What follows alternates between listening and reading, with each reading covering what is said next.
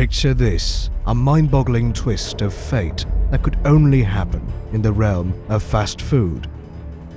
Let me take you on a thrilling journey into the story of how McDonald's unknowingly birthed its very own competitor, the legendary Burger King. It all begins with McDonald's, the fast food titan that revolutionized the way we grab a quick bite.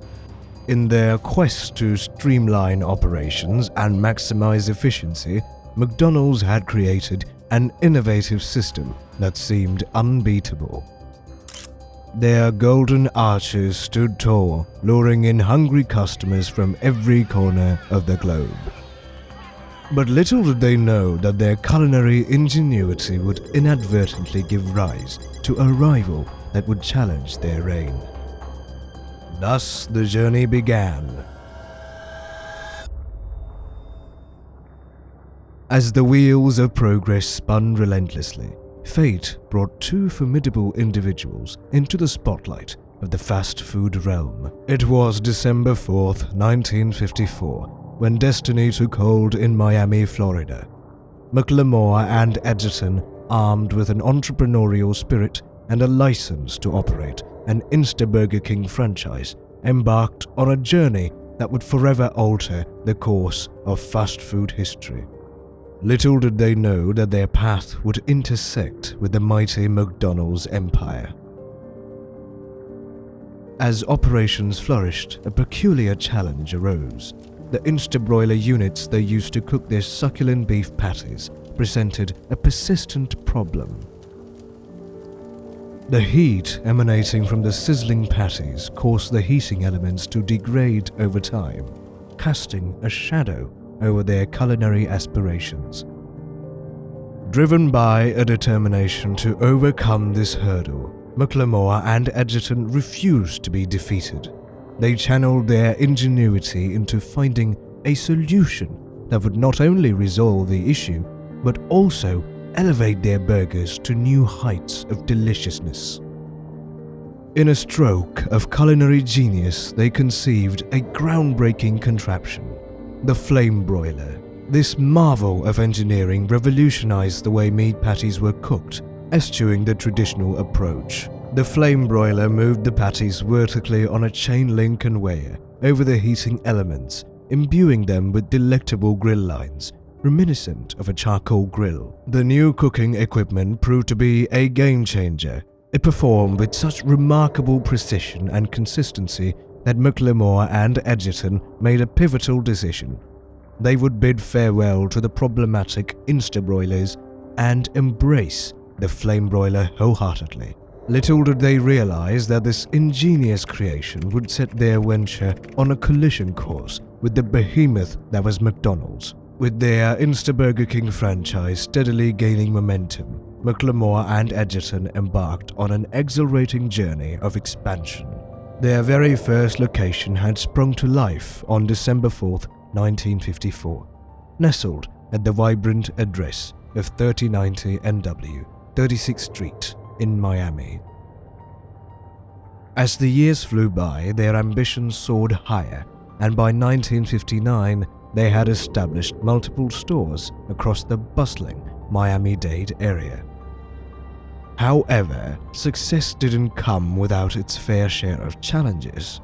McLemore and Edgerton stumbled upon a vexing predicament in their pursuit of burger perfection. The heating elements of their trusty Instabroiler units were plagued by relentless degradation caused by the savory drippings of their beef patties. A problem was sizzling on their grill, threatening to dampen their culinary dreams. Burger King, fueled by the prowess of the flame broiler, would rise as a formidable competitor, challenging the very empire that had inspired its birth, McDonald's.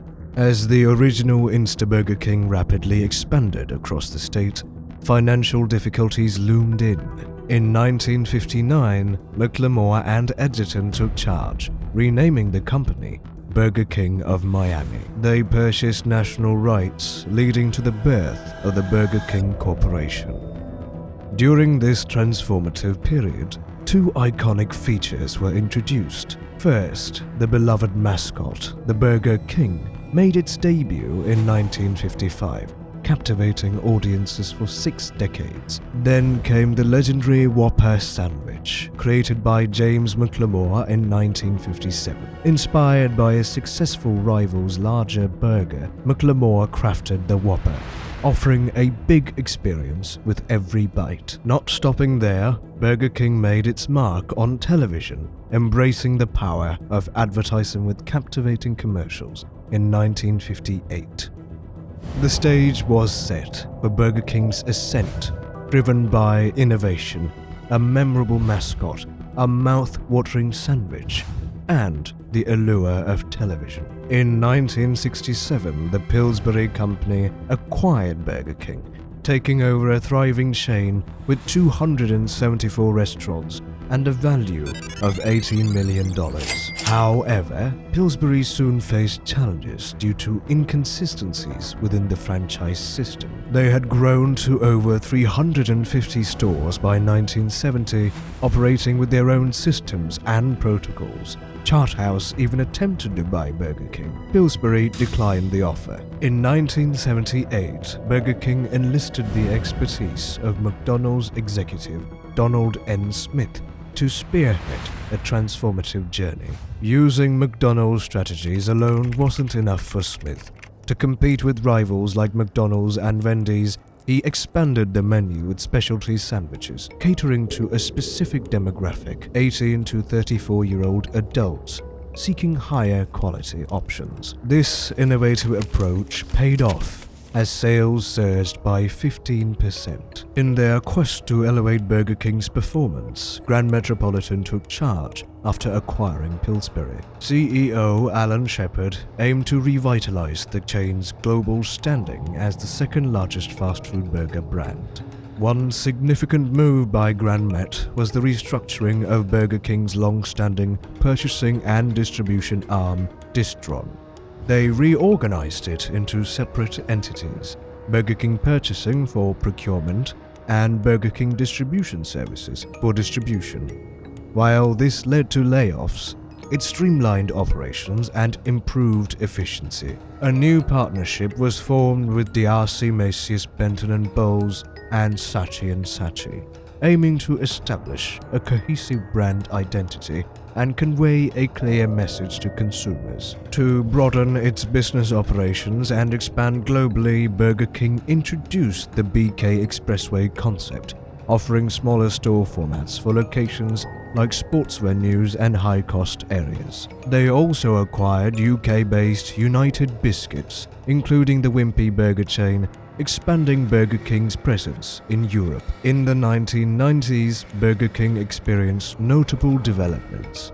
Grand Met secured a soft drink contract with Coca-Cola, shifting away from Pepsi. The reintroduction of Coca-Cola coincided with the launch of the popular BK broiler chicken sandwich, appealing to health-conscious customers and selling millions of units. Burger King also struck a 10-picture contract with Walt Disney, showcasing films like The Lion King and Toy Story. Alongside the new BK Kids Club program, Burger King witnessed significant growth in the children's market, with over 1 million children joining the program within 2 months. In the middle of fiscal year 2008, Burger King experienced significant domestic growth after a long period of stagnation. With a revitalization plan in place, the company embarked on replacing or remodeling nearly all of its North American locations by July 2008. The renovation efforts paid off as Burger King saw a 5.4% increase in same-store sales, surpassing competitors like McDonald's and Yum Brands.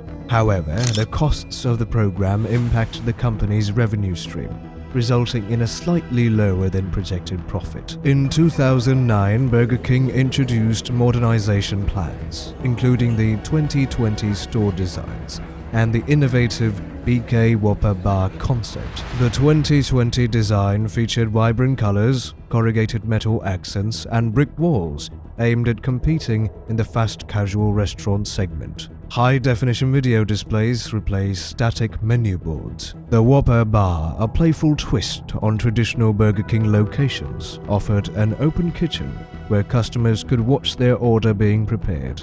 Plasma televisions displaying fire videos adorned the limited decoration. This concept targeted spaces with limited rooms, such as malls, airports, and casinos. Notably, Burger King ventured into new territory by offering beer for the first time in its North American locations. Partnering with SABMiller and Anheuser-Busch, they sold popular brands like Budweiser and Miller Lite in temperature-maintaining aluminum bottles. This move aimed to attract the younger demographic. In September 2010, TPG and partners sold their stake in Burger King to private equity firm 3G Capital for $3.26 billion.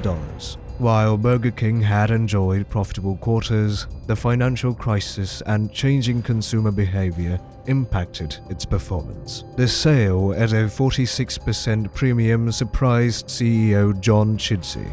The move aimed to strengthen the company's core structures and bridge the gap with McDonald's. Analysts emphasized the need for significant investment and collaboration with franchise owners to revitalize locations and stabilize sales. With 3G Capital at the helm, Burger King embarked on a journey to restore its fundamentals and regain its competitive edge. It was a time of change and rejuvenation as the company worked towards a brighter future. If you found this video informative and entertaining, don't forget to hit that like button and subscribe to our channel for more captivating content. And hey, if you have any interesting stories or facts to share about your favorite fast food chains, we'd love to hear them in the comments below. Stay tuned for our next video.